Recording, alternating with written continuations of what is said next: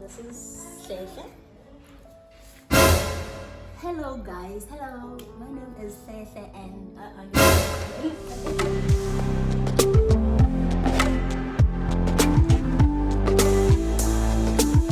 hello honeys, welcome back again, and I hope you all have subscribed. If you're new here, I welcome you and make sure that you subscribe, like and comment. Hey guys, I hope you all are doing great. My name is Sesame, the founder of this YouTube channel, and as I have promised you, today we have an entrepreneur, successful young entrepreneur that we'll be interviewing. Please help me welcome Mr Ngwane. Hello, Mr Ngwane. Hi. How are you, sir? I'm doing great, thanks. How are you? I'm good. So, tell us, who Mr Ngwane Mbani? Who is Mr Ngwane? My name is Silindile. I'm the founder of Sesame, which is a technology startup that is based here in Tata. That's pretty much what I can tell about myself. But I'm basically from Lusigi. I did become accounting at Walter Sisulu University. Yeah. All right. So what is the Open System about? Your company, what is it about? It's a tech company. Open Sesame is a technology company. We started it off when I was still a student. It's mainly a technology company with main interest on internet-related services. So even from the beginnings, we started working on developing websites for local businesses. We grew to developing apps and some more softwares.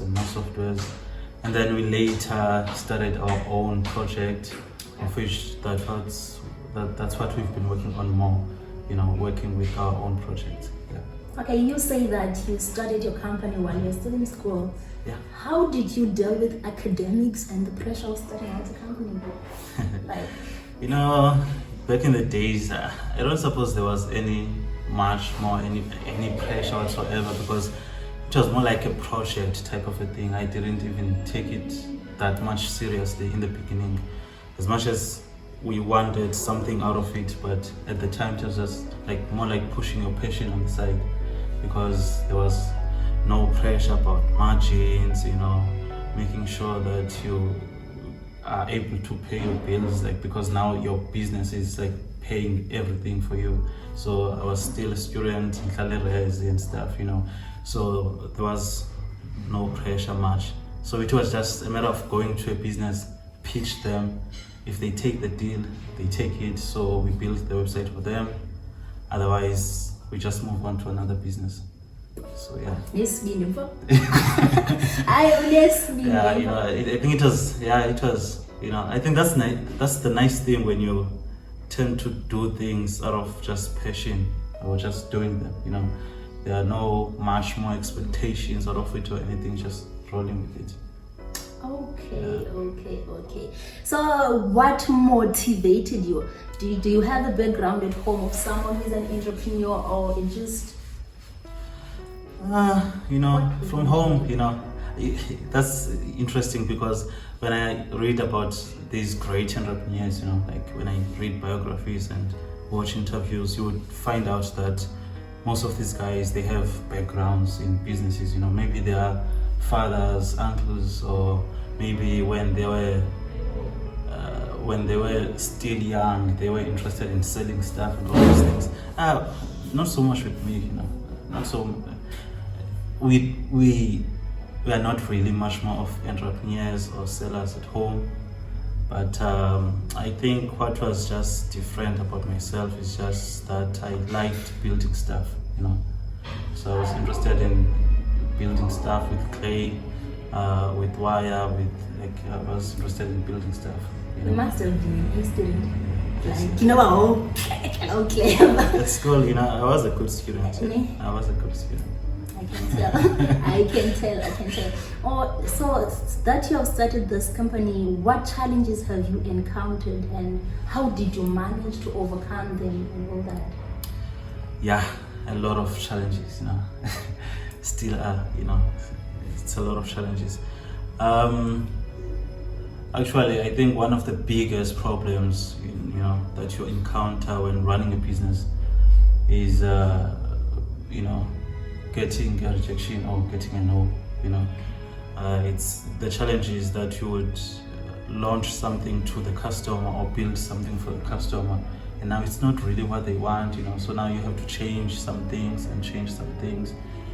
So it's those type of problems that we encountered, and also very much important, like the cash flow problems, because I really took light the part of cash flow because I'm not really the money guy, like I'm really not the money guy, but I got to find out that, cash flow is important in business. So if I can break it down, my challenges, it is, the getting rejections, from the customer. You go to someone, you tell them you have this great thing that you want to do for their business that can help them. They say, nah, The family was that's like, big. do they have your back? Do they support you? Family, they are okay, they don't mind, so they are okay. I think, they just trust that I will do good by myself and by the family. So, and so yeah, they are okay. It's not that, maybe they are offering me money or advice or anything like that. They like, best wishes with it, I trust that you're gonna be good. They are hands off, I would say. Yeah, they're good. So, as challenges, how did you manage to overcome rejection? How did you manage to? Yeah, rejection is the first one. By doing it over and over again, because what tends to happen is maybe at the fact that one person is saying no, it doesn't mean that the other person is also gonna say no. So maybe if you talk to as many people, you actually get to increase and optimize your chances of success, of getting more yeses.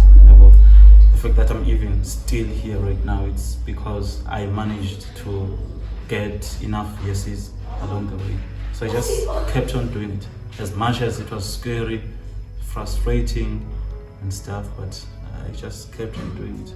And I think I'm getting better with it. Yeah. It's a good thing that I know it's little bit about you. So tell me, I know, but you were supposed to study to be a CA, chartered accountant, but you decided to cut it short because of business. Like, how was that? Your peers is if family expecting you'll be having money and all that, and then when I want to do this, how was it? How did it feel? Yeah, it's all a personal journey, Yeah, of course, from high school, I was super obsessed to becoming a chartered accountant. I read about it, researched about it, and I made sure my grades are perfect just to make sure I get that. So it happened, and I got even a bursary, so it was just perfect, nice.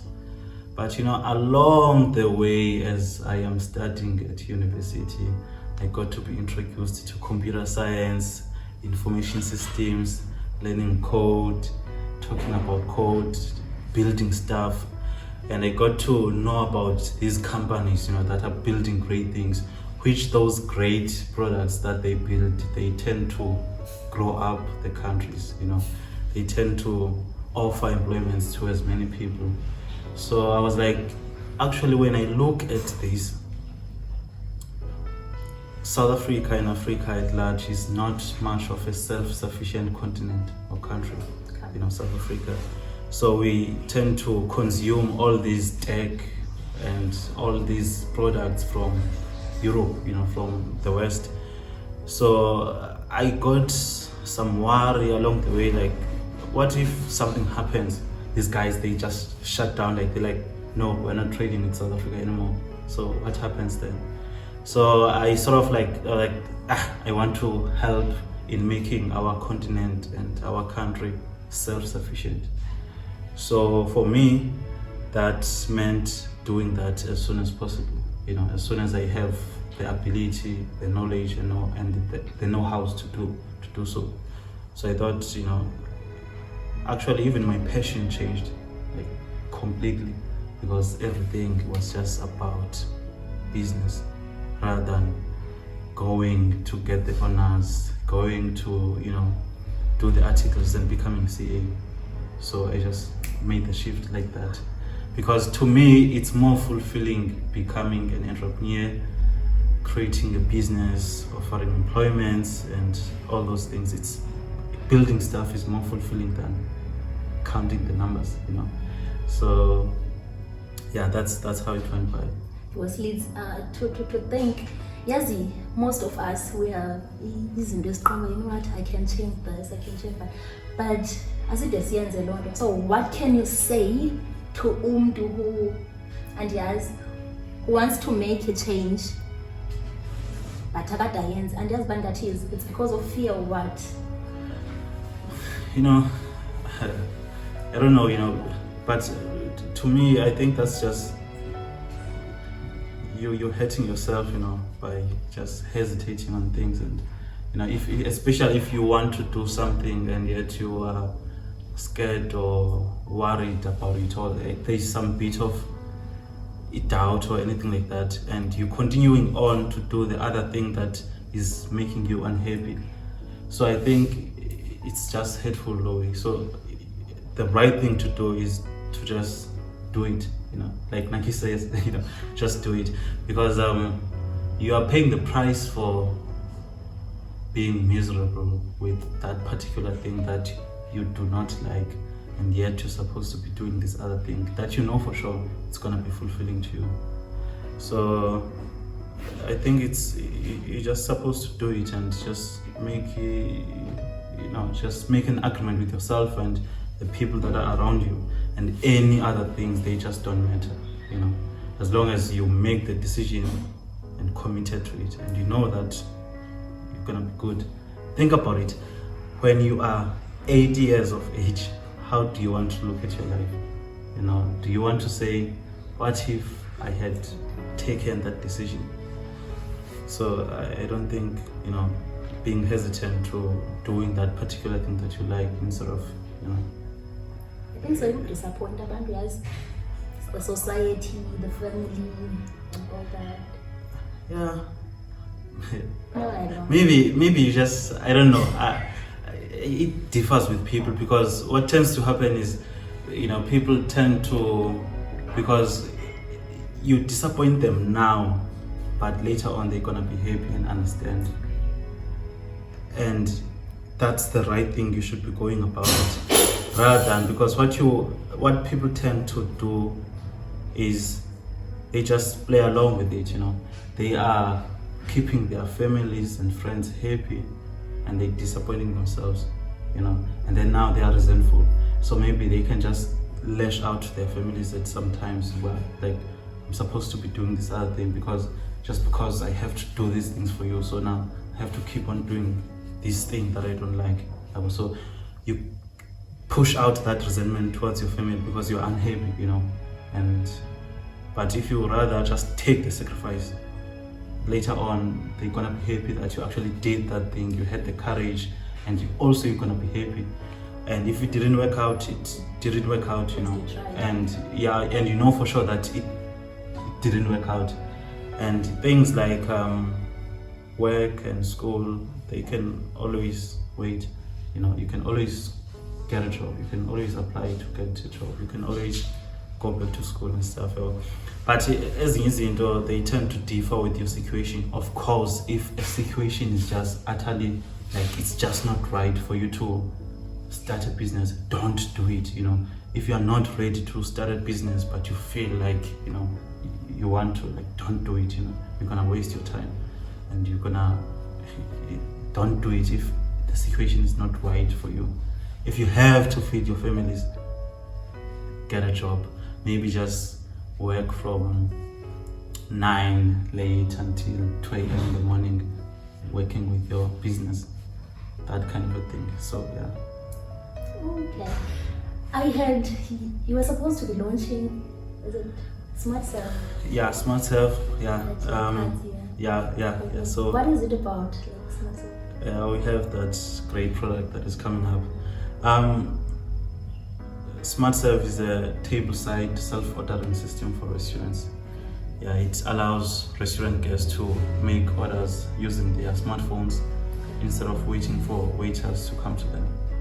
Yeah, so think about it, instead of when you're sitting at the restaurant, instead of trying to wave the waiter down to you, you just pick up your phone, you place the order, and then the order is received at the kitchen. They prepare the food whilst you're waiting for the waiter.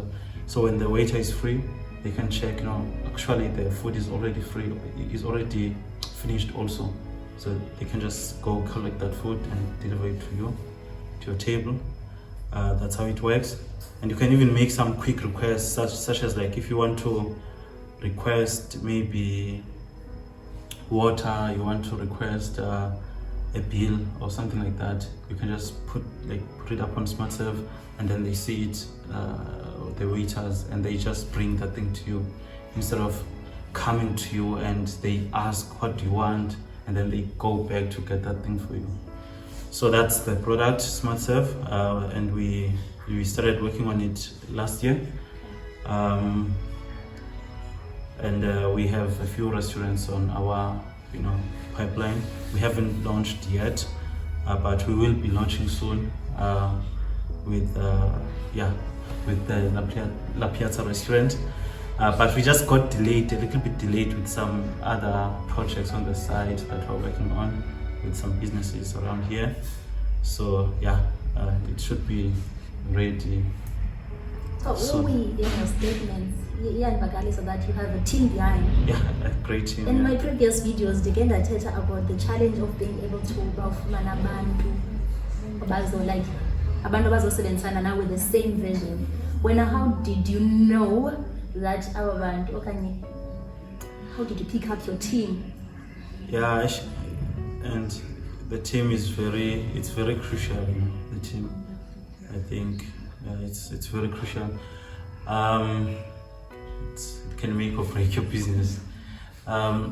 Me, actually, when I was still a student, just wanting someone to work with to build the websites for businesses, I went on to pitch the computer science students. So I managed to get hold of Silindile, which he then later became my co-founder. So I started working with him from then. So what I wanted mainly from that particular person was someone who's actually gonna share some part of my vision, just laying out my story with them and see if there is that click. You can tell when someone is actually interested in what you're saying. So he shares the vision. He is as ambitious and actually just wanted to be a part of creating something.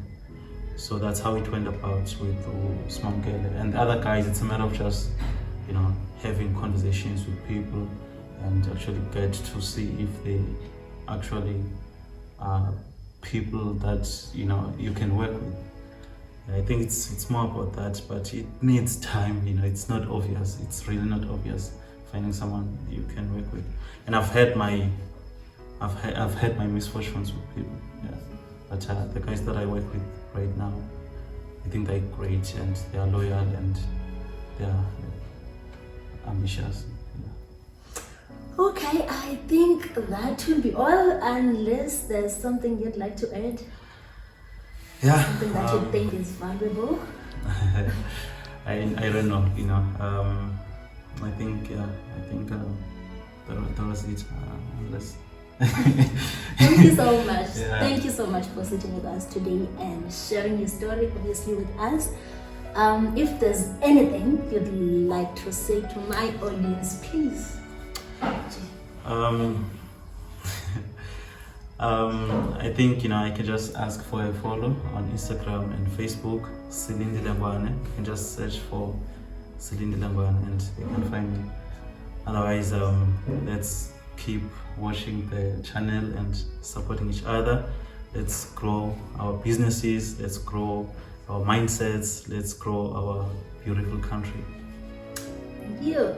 That was it, beautiful people, and Nonken Yabona was that it is possible. You can do it even if there's no one who is an entrepreneur. Even if you get rejected, you just have to push until you make yourself proud.